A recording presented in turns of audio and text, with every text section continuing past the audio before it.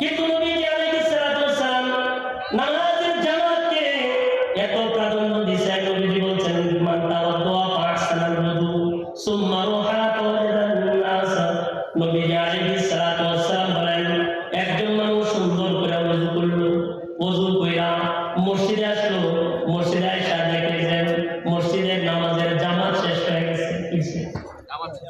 নামাজের জামাত শেষ হয়ে গেছে, জামাত সে করতে পারে না।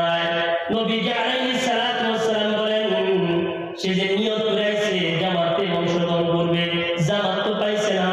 নবী আলাইহিস সালাতু ওয়াস সালাম বলেন যারা জামাতে অংশগ্রহণ কইরা ইমামের পিছনে দাঁড়ায়া যারা নামাজ জামাতের সাথে আদায় করছে তাদেরকে যে সওয়াব দান করা হবে ওই সওয়াব ওই ব্যক্তিকেও দান করা হবে। সুবহানাল্লাহ, জোরে বলেন সুবহানাল্লাহ। ওই ব্যক্তির জবাব হবে কারণ তার মনের মধ্যে আশা ছিল আমি গিয়া জামাতটা ধরবো, কিন্তু জামাতটা ধরতে পারে না।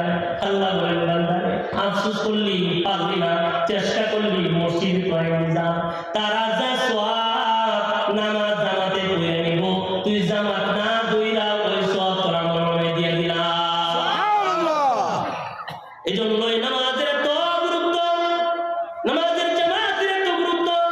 নবী আলাইহিস সালাতু ওয়াস সালাম যেদিন দুনিয়ার জমিন থেকে চলে যাবে আল্লাহর নবী উম্মুল মুমিনিন আয়েশাকে বলছে আয়েশা আমার মাথাটা তুমি একটু মসজিদের নবীর দিকে একটু ছুঁয়ে দাও। আল্লাহু আকবার।